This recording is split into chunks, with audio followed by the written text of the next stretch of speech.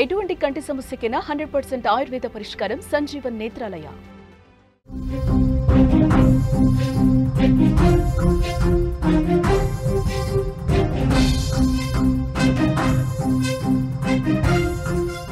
Breaking news చూస్తున్నాం. ధర్మస్థలలో ఉద్రిక్తత, యూట్యూబర్ల మీద దాడి జరిగింది. సౌజన్య ఇంటికి సమీపంలో ఘర్షణ నెలకొంది. తప్పుడు థంబ్నైల్స్ పెడుతున్నారని ఆరోపించారు. రాత్రి జరిగిన రాళ్ల దాడిలో కొంతమందికి గాయాలు కూడా అయ్యాయి. ధర్మస్థలలో 144 సెక్షన్ విధించారు.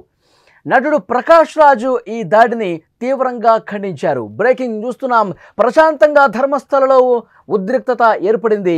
ఒకవైపు సిట్ బృందం అక్కడ తవ్వకాలు జరుపుతుంటే మరోవైపు ఈ కేసును కవర్ చేయడానికి వెళ్లిన మీడియా ప్రతినిధులు, యూట్యూబర్ల మీద కొందరు వ్యక్తులు దాడికి తెగబడ్డారు.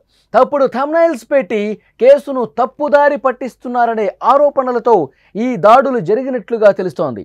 ధర్మస్థలలో 2012లో అనుమానాస్పదంగా మరణించిన సౌజన్య ఇంటి సమీపంలో బుధవారం రాత్రి ఒక రిపోర్టర్, 3 యూట్యూబర్ల మీద మొదటగా దాడి జరిగింది. మొదట 50 నుంచి 60 మంది స్థానికులు అక్కడికి చేరుకుని మీడియా ప్రతినిధులతో వాగ్వాదానికి దిగారు.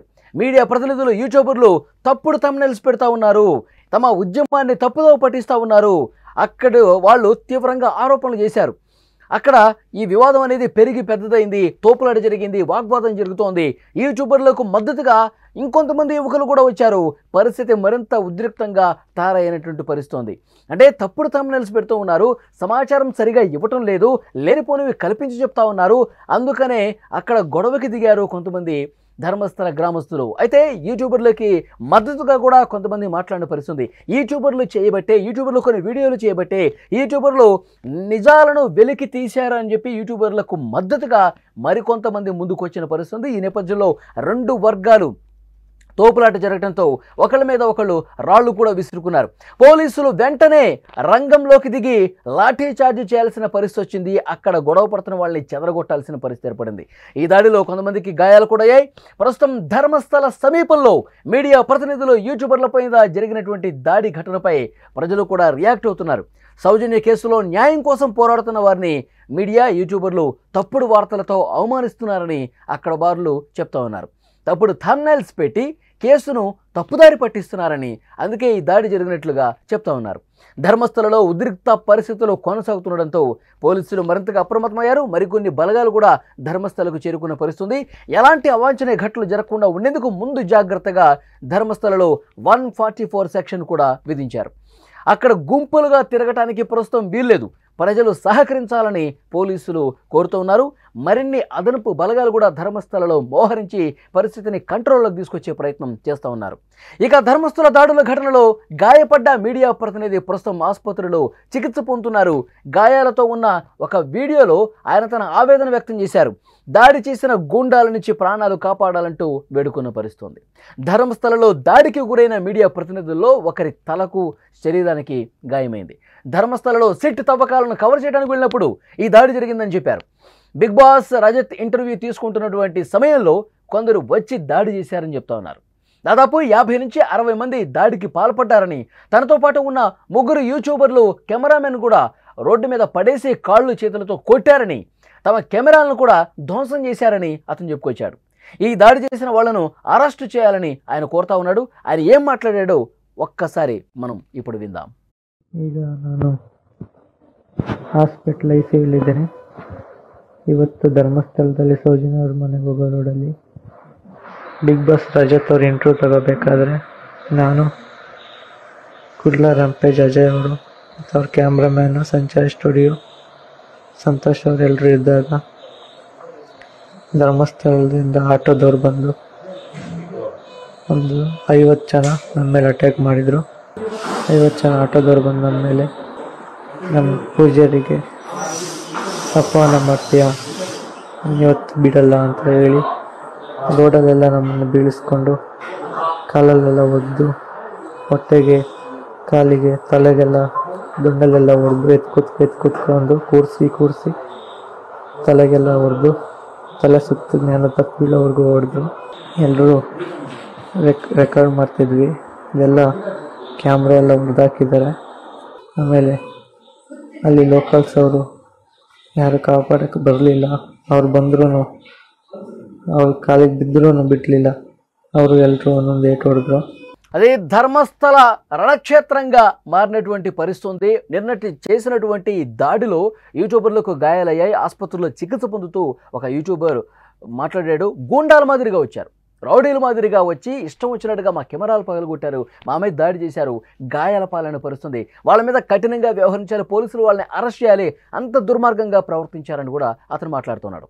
అయితే ధర్మస్థల పుణ్యక్షేత్రం ప్రస్తుతం మీడియా దాడుల ఘటనతో అక్కడ ఉద్రిక్త పరిస్థితి ఏర్పడిన నేపథ్యంలో ఈ ఘటన మీద నటుడు ప్రకాష్ రాజ్ కూడా స్పందించారు. ప్రకాష్ రాజ్ తన ఎక్స్ అకౌంట్లో ఒక వీడియో కూడా పోస్ట్ చేశారు. ప్రజాస్వామ్యంలో 4వ స్తంభమైన మీడియా మీద దాడి చేయడం సరికాదని, ఇలాంటి గూండాల వల్లే భక్తులు విశ్వసించే ధర్మస్థలకు కళంకం కూడా వస్తోందని ఆగ్రహం వ్యక్తం చేశారు ఆయన.